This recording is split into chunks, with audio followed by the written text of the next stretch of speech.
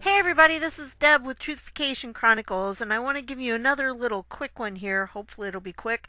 And it has to do with this letter that I just found. POTUS retweeted this from one of his people, the Office of Management and Budget. And so I wanted to share it with you because I think it contains some information where you can see the bottom line that POTUS is asking for in these negotiations. And this is what he's sending to the Honorable Richard Shelby, Chairman of the Committee on Appropriations in the United States Senate. Dear Mr. Chairman, the President continues to stress the need to pass legislation that will both reopen the federal government and address the security and humanitarian crisis at our nation's southwest border. The administration has previously transmitted budget proposals that would support his ongoing commitment to dramatically reduce the entry of illegal immigrants, criminals, and drugs, keep out terrorists, public safety threats, and those otherwise inadmissible under U.S. law, and ensure that those who do enter without legal permission can be promptly and safely returned home. Appropriations bills for fiscal year FY is fiscal year 2019 that have already been considered by the current and previous Congresses are inadequate to fully address these critical issues. Any agreement for the current year should satisfy the following priorities. This is the bottom line of what POTUS wants, okay? This is what he has to have in order to do what he needs to do, and that is secure our border. First of all, the border wall from the Customs and Border Protection, CBP, and you'll see that later on. The President requests $5.7 billion for construction of a steel barrier for the southwest border. I like how the number keeps going up because I think every time they turn him down, I think he ups it a little bit. It's a bargaining tactic. Central to any strategy to achieve operational control along the southern border is physical infrastructure to provide requisite impedance and denial. In short, a physical barrier, wall, creates an enduring capability that helps field personnel stop, slow down, and or contain illegal entries. In concert with the U.S. Army Corps of Engineers, CBP, that's the Customs and Border Protection, has increased its capacity to execute these funds. The administration's full request would fund construction of a total of approximately 234 miles of new physical barrier and fully fund the top 10 priorities in CBP's Border Security Improvement Plan. Now notice where that's coming from. That's not POTUS's plan, that's the CBP's Border Security Improvement Plan. I mean, these are the people that are on the line, are the ones asking for that. That is their plan. So it's funding their plan. This would require an increase of $4.1 billion over the fiscal year 2019 funding level in the Senate version of the bill. Immigration judge teams, Executive Office for Immigration Review, the President requests at least $563 million for 75 additional immigration judges and support staff to reduce the backlog of pending immigration cases. There is a huge backlog. I can't remember the number right now, but it's massive. I've seen it. It's like, wow, I can't even believe that. The administration appreciates that the Senate's fiscal year 2019 bill provides this level of funding and looks forward to working with the Congress on further increases in this area to facilitate an expansion of in-country processing of asylum claims. Law enforcement personnel, Border Patrol agent hiring, CBP. The President requests $211 million to hire 750 additional Border Patrol agents in support of his promise to keep our borders safe and secure. While the Senate's fiscal year 2019 bill supports some Border Patrol agent hiring, fulfilling this request requires an increase of $100 million over the fiscal year 2019 funding level in the Senate version of the bill. Law enforcement, personnel, immigration and customs enforcement, ICE. The President requests $571 million for 2,000 additional law enforcement personnel as well as support staff who enforce our U.S. immigration laws and help address gang violence, smuggling, and trafficking, and the spread of drugs in our communities. This would require an increase of $571 million over the fiscal 2019 funding level in the Senate version of the bill. So in all of these, he's asking for additional funds to what they already have, but he's giving specific reasons as to why he wants those. Detention beds, ICE. The President requests $4.2 billion to support 52,000 detention beds. Given that in recent months, the number of people attempting to cross the border illegally has risen to 2,000 per day, providing additional resources for detention and transportation is essential. This would require an increase of $798 million over the fiscal 2019 funding level in the Senate version of the bill. Whew, lots of money, but this is why illegal immigration is so expensive. The wall would prevent a lot of this, so the funds that are going out wouldn't need to go out like this in the future. But we have to right now because nothing was done and there was no wall built up until now. Humanitarian needs. The President requests an additional $800 million to address urgent humanitarian needs. This includes additional funding for enhanced medical support, transportation, consumable supplies appropriate for the population, and additional temporary facilities for processing and short-term custody of this vulnerable population, which are necessary to ensure the well-being of those taken into custody. Counter-narcotics weapons technology. Beyond these specific budgetary requests, the administration looks forward to working with Congress to provide resources in other areas to address the unprecedented challenges we face along the southwest border. Specifically, $675 million would provide non-intrusive inspection technology at inbound lanes at U.S. southwest border land ports of entry, would allow CPB to deter and detect more contraband, including narcotics, weapons, and other materials that pose nuclear and radiological threats. This would require an increase of $631 million over the fiscal 2019 funding level in the Senate version of the bill. So they already have some allotted for that, but not enough. In addition, to address the humanitarian crisis of unaccompanied alien children, Democrats have proposed in-country asylum processing for Central American minors. This would require a statutory change along with reallocation of State Department funds to establish in-country processing capacities at Northern Triangle consulates and embassies. Furthermore, for the new procedure to achieve the desired humanitarian result, a further corresponding statutory change would be required to ensure that those who circumvent the process and come to the United States without authorization can be promptly returned home.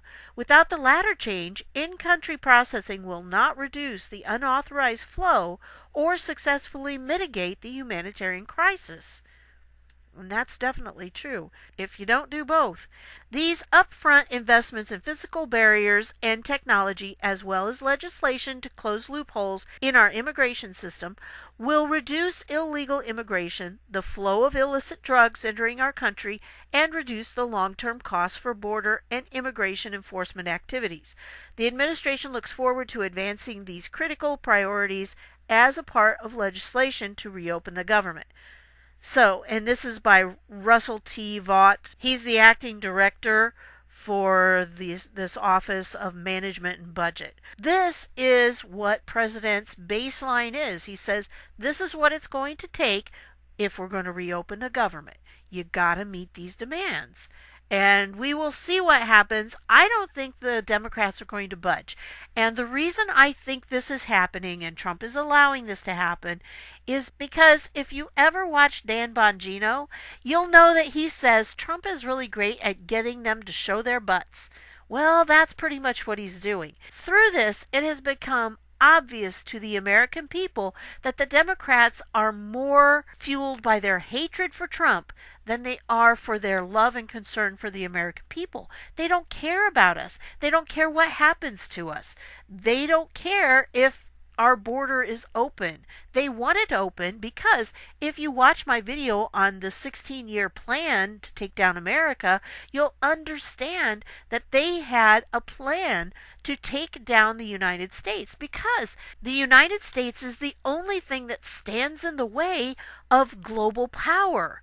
You see, you cannot take over the entire globe as long as the United States is strong and standing against you. And one of the things they were going to do to make that happen was they were going to open the southern border. So anybody and everybody could come in.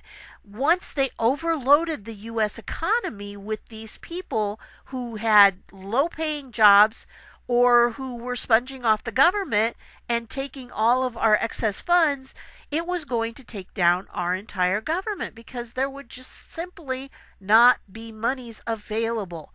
They were going to absorb all of our extra money. And we're not talking about just a few hundred people or even a few thousand people. We were talking millions of people. They were going to flood the border with millions of people. And that was the issue, that was the problem, because they wanted that to happen. First of all, the Democrats wanted it because they get voters out of that. But secondly, it was to take down the United States. Now, you have to remember that the people behind this global elite, are really focused on power and money. And they don't care what happens to individual people.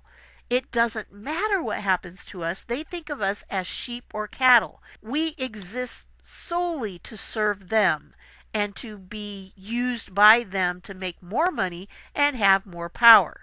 And many of them fall into the mindset of the Georgia Guidestones, which if you've never heard of the Georgia Guidestones, you really need to look into them because on there it lists the commandments for this New World Order. And one of them is to reduce the world population to 500 million. That's it. Now remember, our population right now in the world is over 7 billion. But they want to get it down to 500 million. Think about what that would entail. So that's a huge amount of people that they consider unnecessary or used solely for their purposes. So that's what they have planned for us. And this is one reason why we have to take a stand now. If we would not have taken this stand at this point in time, there's nothing we could have done about it. They would have taken over the world, and we would not have been able to fight back because they would have eliminated anyone who would fight against them. And the only people that would be acceptable then would be the people who agree with them or at least appear to agree with them. But we stood up and we voted Trump in. And that stopped everything. And that's why you're seeing so much hatred against Donald Trump.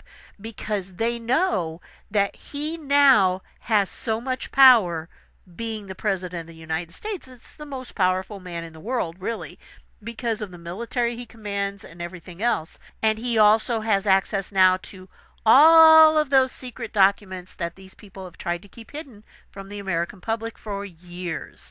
And that's why you're going to start seeing these things come out in the near future. It's going to happen. Now, I personally think a lot of the exposing the deep state is not going to happen until his second term, once he's voted in. But I do think we're going to see some significant things happen in the very near future. In fact, this letter is putting it out there and it's saying, look, folks, these are my terms. This is what I expect. And if you're not going to agree to this, then the deal's off. And I really think that's what Trump is going to do. I think he's going to say, this is what I have to have. You're not going to agree to it? Fine. Then I can build it another way.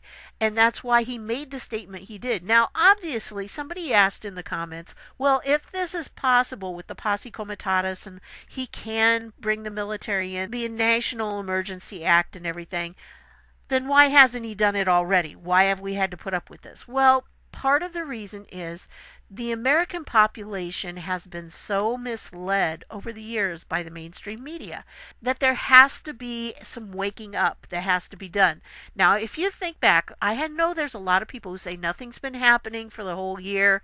You know, you had 2017 the whole year, 2018 the whole year, and nothing's been happening.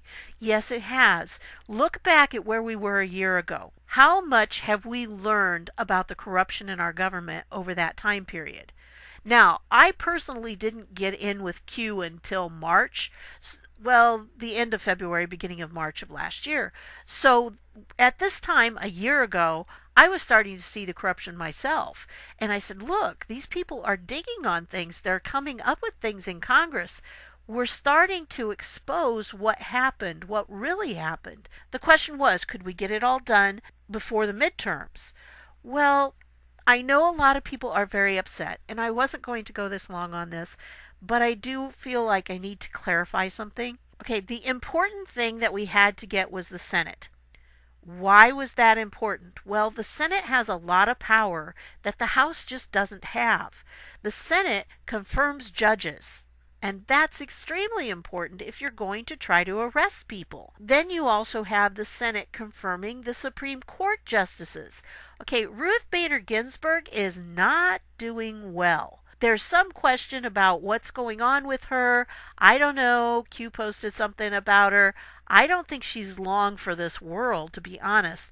Maybe she is. Maybe she's just going to resign. But whatever the case is, I don't think she's going to be on the Supreme Court for long. And right now, we have a situation where we do have 5 supposedly conservative justices. However, Roberts has been wishy-washy.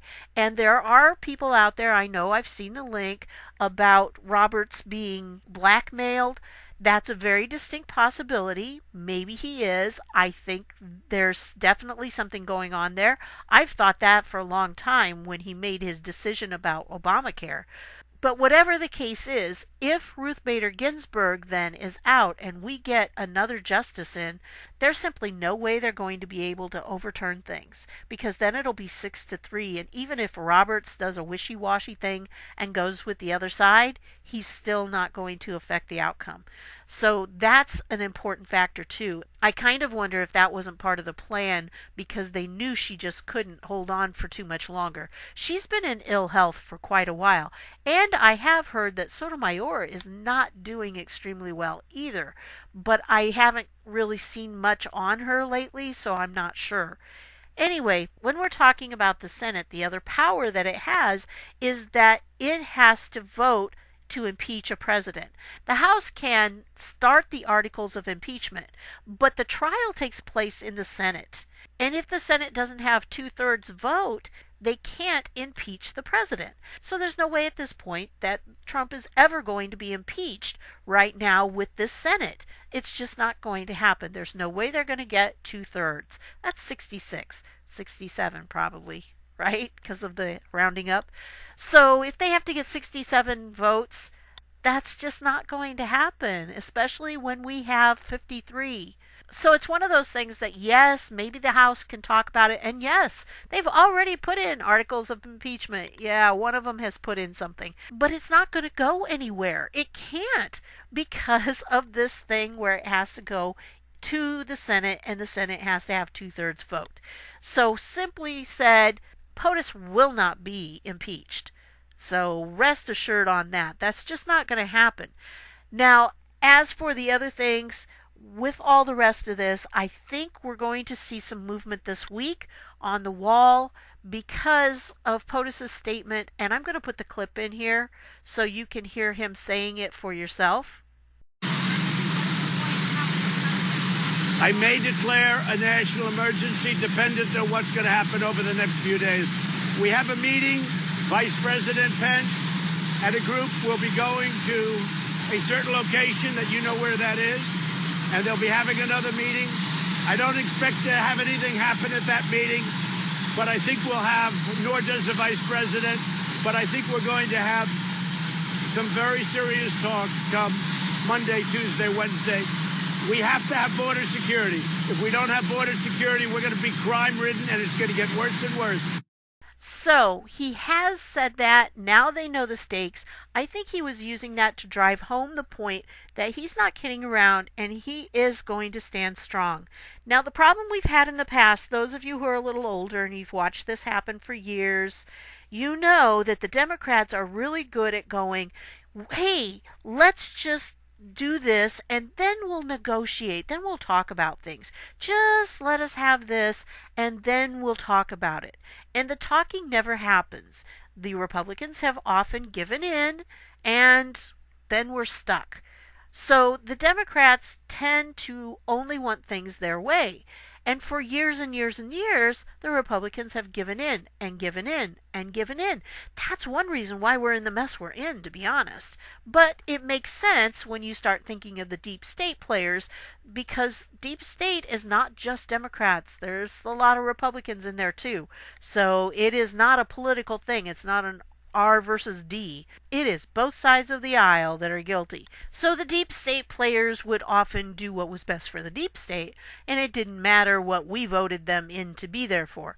But we are having more and more who are starting to see the light, and once all this starts happening, I think we're going to see some pretty incredible stuff. So this week, we're going to see a battle between the two, because up until now the people working for the government really have not missed a paycheck, I don't believe, or they may have just missed one this past week. But yes, it's going to get serious, and at this point the Democrats are going to have to decide, do we hate Trump so much that we're going to stand on this and people are going to start hating us, or will we give in? And this time, instead of being bullied around by the Democrats, we have our own bully, if you want to say it that way.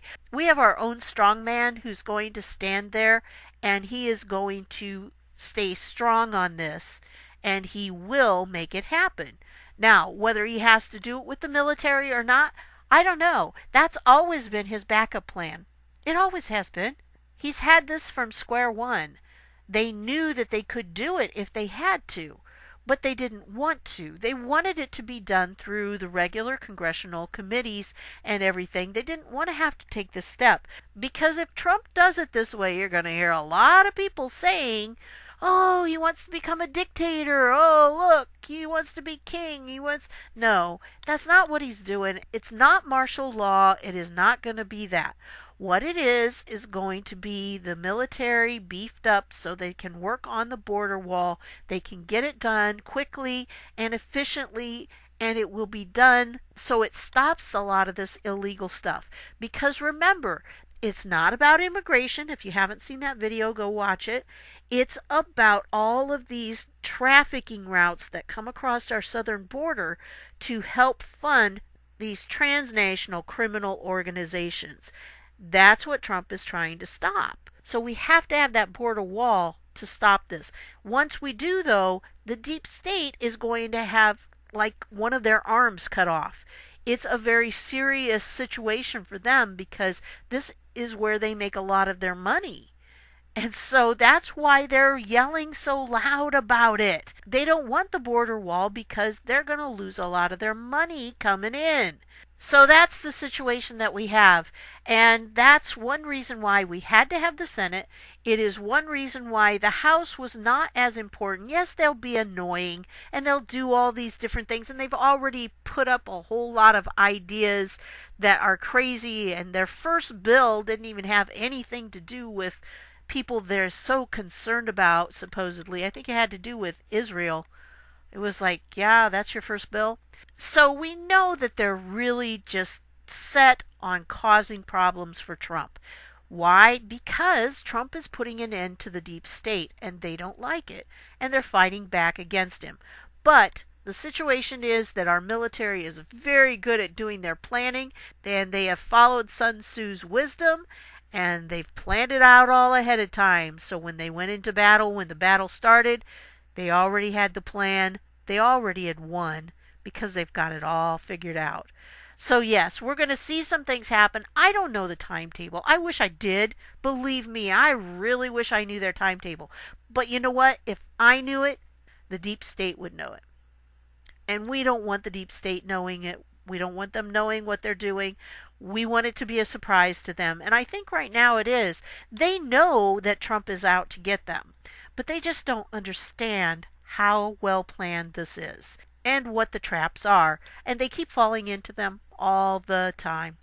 So we're just going to have to wait and see. We needed more American citizens to wake up and to see the truth about just how bad the corruption is. Now, the corruption is even worse than any of us imagine. Really, it is. So we need to be prepared for that. But right now, let's deal with what we've got. Those things will come in time. Right now, we've got some things happening, and I think for sure we're going to see some kind of deal made this week. If the Democrats refuse, I think Trump will take the military option because that's what he's planned all along. So that's what I've got for you. I want to thank you for stopping by, and I'll see you all later.